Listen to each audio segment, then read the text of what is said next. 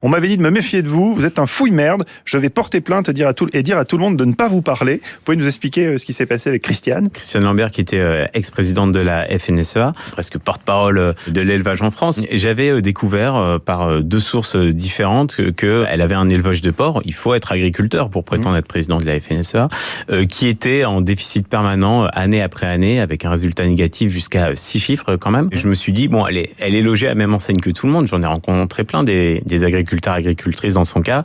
Et lors de notre entretien, quand j'ai soulevé cette question, elle m'a arraché ma feuille de notes de la main, elle me l'a confisquée, elle me l'a jamais rendue, et elle m'a dit ce que vous venez de dire, et elle m'a jeté hors de son bureau. Je m'attendais pas à ce que ce soit aussi violent, entre guillemets, mais ça soulève des questions importantes. Je me suis rendu compte qu'il y a un certain nombre de cadres de l'agriculture, qui soient présidents aussi de coopératives ou des élus locaux, départementaux, ou même des députés, ils vivent des mandats plus ou moins liés à l'agriculture.